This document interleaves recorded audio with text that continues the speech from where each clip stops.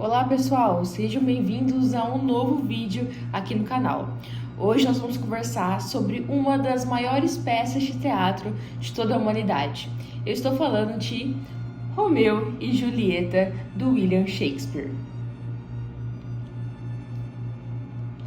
Pessoal, eu queria começar esse vídeo aqui falando sobre como eu acho fascinante o poder da literatura no nosso imaginário, no nosso inconsciente.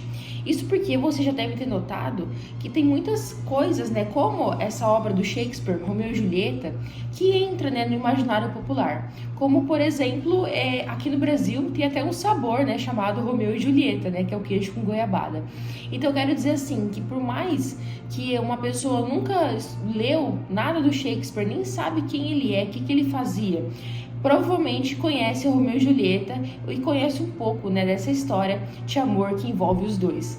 Então esse poder da literatura é algo que sempre me fascinou, é um dos motivos que eu gosto de estudar literatura, que eu gosto de ler os clássicos, ler esses livros assim, porque é extremamente fascinante. Qualquer pessoa que você parar na rua, muito provavelmente vai saber identificar a história do Romeu e Julieta, ou pelo menos vai saber um pouco sobre esses dois trágicos amantes que a gente vai falar aqui hoje. Então eu queria começar o vídeo, fazendo essa ressalva de como é interessante esse poder que a literatura tem, no nosso mundo. Então, pessoal, vamos falar um pouco sobre o livro aqui. Eu devo confessar para vocês que eu nunca tinha lido nada do Shakespeare. Eu já tinha assistido algumas peças, como por exemplo, a Romeu e Julieta e Hamlet. Eu já assisti no teatro, só que pegar mesmo, a peça, eu nunca tinha tido essa experiência.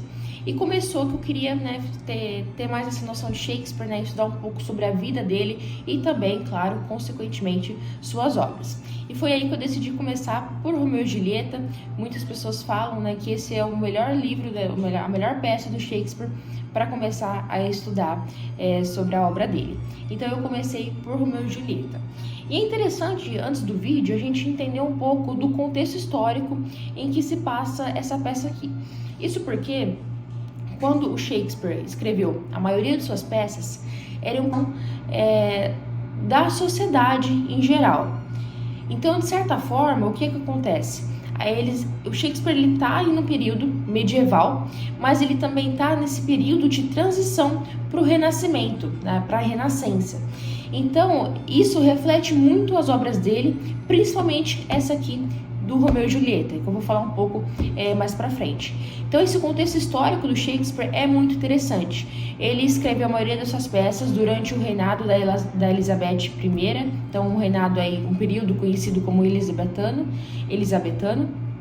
Então, foi um período que teve um grande muita cultura, os livros, as músicas, todo esse contexto cultural foi muito favorecido no período do reinado dela. Então o Shakespeare ele escreve muito das suas peças nesse período. Então todo esse contexto, do medieval para o Renascimento e esse período do reinado da Elizabeth I é interessante da gente saber antes de começar a ler o livro e entender melhor alguns aspectos que se passam na história. Então vamos falar um pouco da história, que eu já acho que todo mundo conhece, mas é legal a gente dar uma passada por cima, diríamos. A gente tem a Julieta, que ela é da família Capuleto. Essa história se passa em Verona, na Itália, na cidade de Verona. Então a Julieta, ela é da família Capuleto, ela é descendente aí, filha única dos Capuleto. E a gente tem do outro lado os Montecchio. E o Romeu, ele é o descendente, o herdeiro dos Montecchio. E essas duas famílias, Capuletos e Montecchios, eles se odeiam, eles são grandes inimigos há muito tempo. Então eles não podem nem se ver na frente, que já dá briga, já duelam. Então eles são grandes inimigos. E o que vai acontecer? O Romeu vai se apaixonar pela Julieta e a Julieta vai se apaixonar pelo Romeu. Mas o que é interessante é que antes deles se conhecerem, eles já estavam assim bem com o futuro completo. Isso porque o Romeu ele já era apaixonado por uma outra mulher, a Rosalinha, e a Julieta ela já estava prometida em casamento para o Paris, que era um conde ali da época, um homem bem renomado. Então o destino dele já estava feito, já estava completo. Porém, tudo muda quando o Romeu ele vai a um baile de máscaras Na casa da Julieta, ele entra meio escondido, né, porque ele é Montecchio, e os Capuletos dão esse baile mais para Julieta começar a se aproximar do Paris. Porém, acontece que a Julieta se apaixona pelo Romeu, eles se beijam nessa festa, e aí esse grande amor, esse mais intenso amor de todos os tempos começa. E aí se desenvolve com uma das cenas mais famosas da literatura, né, que é a cena do balcão, em que a Julieta começa a conversar com a lua e ela não sabe que o Romeu tá ali embaixo, e ela confessa todo aquele amor que ela sente pelo Romeu, ele escuta e a partir daí eles fazem mais juras de amor ainda. O que acontece, pessoal? Eles acabam se casando em segredo. Quem casa eles é o Frei Lourenço, né, é o padre da época, da cidade. Gente, o Frei Lourenço é um personagem, assim, essencial pra peça e, de certa forma, um dos personagens que eu mais tive ódio na minha vida. Eu entendo todas as boas intenções dele, mas, gente, sério, não tinha como achar uma maneira melhor de resolver a situação. Se vocês já leram Romeu e Julieta ou pretendem ler, vocês vão entender do que eu tô falando aqui. Mas, enfim, aí eles se casam em segredo e eles passam a primeira noite juntos. Porém, esse casamento, perdão, pulei uma parte, né? Porém, depois dessa noite, o Romeu ele acaba brigando com o primo da Julieta, o Teobaldo. Que o Teobaldo matou um amigo do Romeu, o Mercúcio. E nesse duelo entre o Romeu e o Teobaldo, o Romeu acaba matando o Teobaldo. E ele teve que fugir de Verona, ele foi para outra cidade, ele foi para o exílio. E aí, nesse período, a Julieta é obrigada a casar com Paris e ela vai até o Frei Lourenço novamente pedir por ajuda e ele decide, né, aquela ideia dela tomar um veneno, né, uma substância para ela ficar 48 horas dormindo, todos fingirem que ela está morta, todos pensarem que ela está morta, ela estaria fingindo. E aí o Romeu iria para resgatar ela. Porém, acontece inúmeros imprevistos e no final a gente sabe o que acontece. De certa forma, eu tô aqui resumindo a história só pra gente, né, entender alguns pontos. É um aviso de spoiler que eu tô dando no final, gente, mas eu creio que não vai precisar, né, porque, como eu disse no começo, né, acho que todo mundo já sabe essa trágica, extremamente trágica história de amor do Romeu e da Julieta. Mas, enfim, agora conversando um pouco mais sobre os aspectos do livro e um pouco mais sobre esse contexto histórico, né? Como eu disse para vocês, o Shakespeare ele escreve Romeu e Julieta nesse período entre o medieval e a Renascença. E é muito interessante porque os personagens, né, o Romeu e Julieta, eles são extremamente com características do Renascimento. Isso porque eles têm toda essa questão do individualismo, toda essa questão do realismo, né? Questão do humano em si. Então, toda essa forma do desejo é do Renascimento, essa forma de você pensar no indivíduo em geral. Isso é renascentista. Porém, eles estão em um contexto medieval, né? A sociedade da época inteira ainda era medieval. Então, isso é muito interessante a gente pensar, e quando a gente vai lendo o livro, a gente vê como isso é verdade. Porque em vários momentos a gente percebe esse contraste de uma sociedade medieval, mas esses personagens que estão cada vez mais entrando em um contexto do Renascimento. Então, isso quer dizer muito sobre o livro. A Julieta, mais do que o Romeu, eu percebo. Eu percebo que a Julieta, ela já está no período renascentista, enquanto o Romeu ainda ele tem muitos aspectos medievais nele. E também, com isso, já vem o Estatuto do Desejo. Porque falar sobre desejo na Idade Média era até algo considerado como um certo pecado, como se o desejo ele provocasse nas pessoas um instinto de fazer coisas ruins. E aqui não, aqui os nossos personagens eles vão dar total voz e ouvido para o desejo, né? Tanto que toda essa história é baseada nesse desejo de amor incondicional que eles sentem um pelo outro, né? Então isso é muito importante a gente entender também para falar um pouco mais sobre essa obra, né, do Shakespeare, essa peça de teatro. Um outro ponto muito interessante, pessoal, é que, claro que todo mundo já sabe que a obra do Shakespeare é muito baseada em metáforas contendo grandes simbolismos. Então, ao longo da obra, a gente vê bastante disso. E eu já vou emendar em um outro aspecto que eu reparei bastante. Essa edição que eu li, do Clube da Literatura Clássica. E eles fizeram de uma forma assim, aqui tá... Caiu tudo aqui.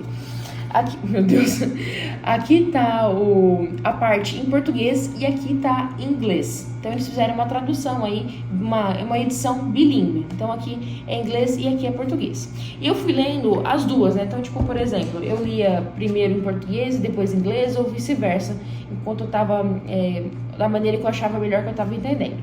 Porém, o que acontece? O inglês que o Shakespeare usa, né, do período da Elizabeth, é muito diferente do que a gente está acostumado hoje. Então é uma linguagem bem difícil a gente entender. Até quem sabe muito de inglês pode ter grandes dificuldades.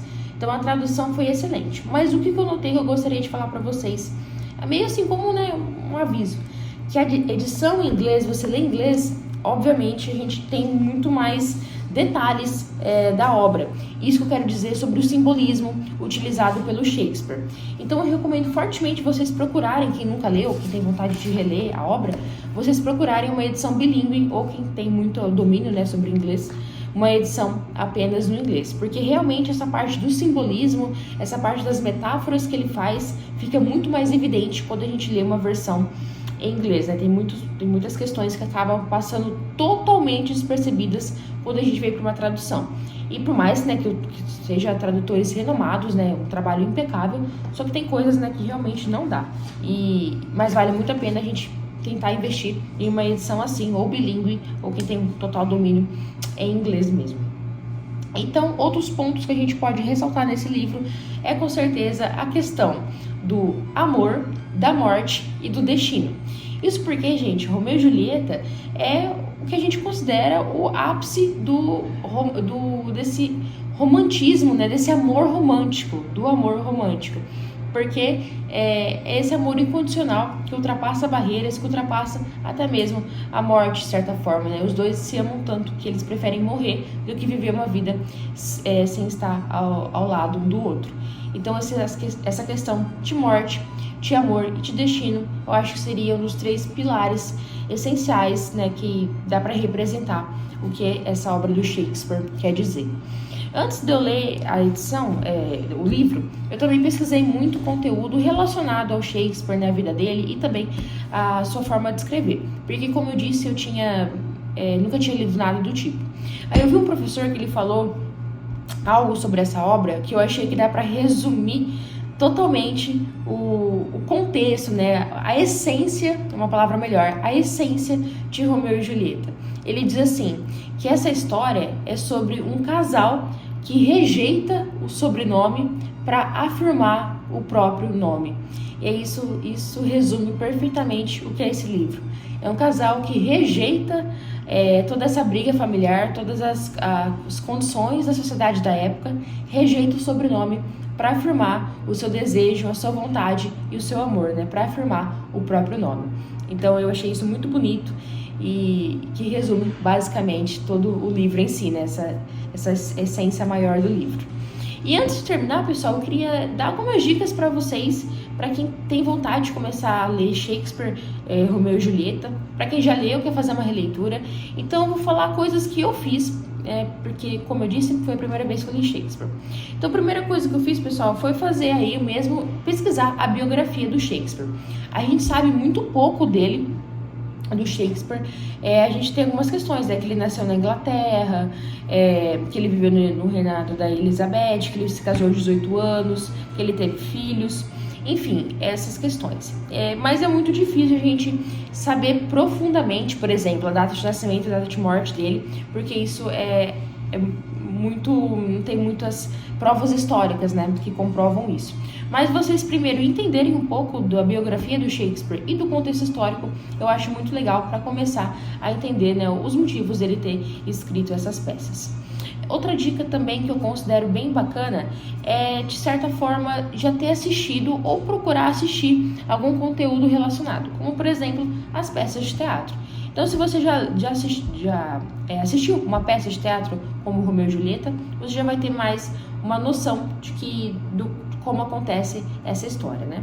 E também É claro, uma dica que eu considero muito valiosa, e antes de vocês começarem a ler o livro, é vocês pesquisarem a lista de personagens, quem é quem na história. Isso me ajudou muito. Então, por exemplo, a gente tem os personagens principais, todo mundo sabe, o Romeu e Julieta, mas seria legal a gente já saber quem são os outros. Por exemplo, o Teobaldo é o primo da Julieta, o Mercúcio é o amigo, um grande amigo do Romeu. Enfim, então ter essas noções de personagens é muito interessante para a gente se situar melhor na peça, né, no que está acontecendo ali e não ficar tão perdido. Isso me ajudou bastante e eu creio que também pode ajudar vocês. Pessoal, enfim, essa foi mais uma resenha aqui no canal sobre Romeu e Julieta. Gostei bastante, com certeza vou ler mais obras do Shakespeare. Pretendo ainda esse ano ler Hamlet. E eu gostei demais do livro. E é claro, Shakespeare é um dos maiores autores de toda a história da humanidade. E Romeu e Julieta não poderia ser diferente. Espero que vocês tenham gostado da resenha. Deixem um like aqui embaixo que a gente se vê em breve.